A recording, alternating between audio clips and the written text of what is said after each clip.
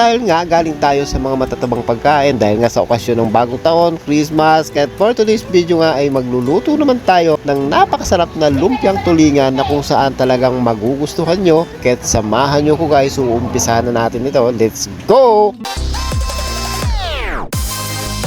Una nga natin gagawin dito guys, pakukuluan natin itong nabili kong tulingan at pagkatapos nga dyan guys ay palalamigin natin yan bago naman natin hihimayin para tanggalin naman yung kanyang mga tinik upang sa ganon ay hindi naman matinik ang ating lalamunan pag kinakain na natin ito. Unang sangkap nga na ilalagay natin dito guys, ito nga ang nabili kong carrots at blender ko nga yan para mas pino at mas madaling lutuin at naglagay nga rin ako dyan ng celery, sibuyas, bawang. Siyempre mas maganda, mas marami tayong sibuyas dyan guys at lalagyan na nga rin natin yan ng paminta at kaunting seasoning, asin at lalagyan na nga rin natin yan kahit isang itlog lang guys dahil kalahating kilo lang naman yan nabili natin tulingan, so pwede na po yan. At naglagay na nga rin ako dyan ng harina guys para mas makapit yung mga sangkap na inilagay natin dito guys. Ma-mix natin lahat ng mga sangkap upang manuot nga ang lasa dito nga sa ating ginagawang lumpiang tulingan. At pagkatapos naman nga dating haluin ito guys, ngayon naman ibabalot naman natin ito isa-isa.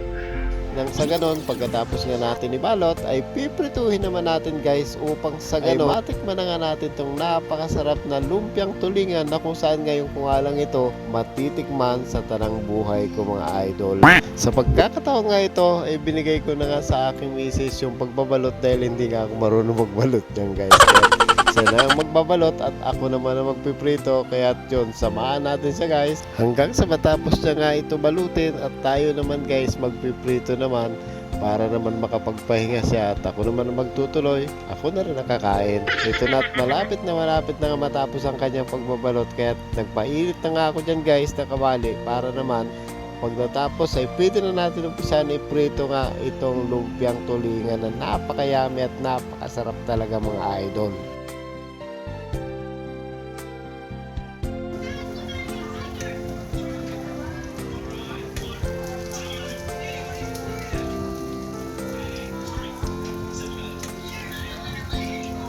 Dito na nga ang pinakahihintay natin mga idol. It's Sticky Man time! Wow!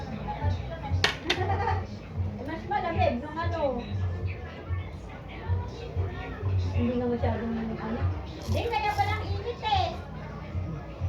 Hindi, ba't hindi din? Then, ano handa mo?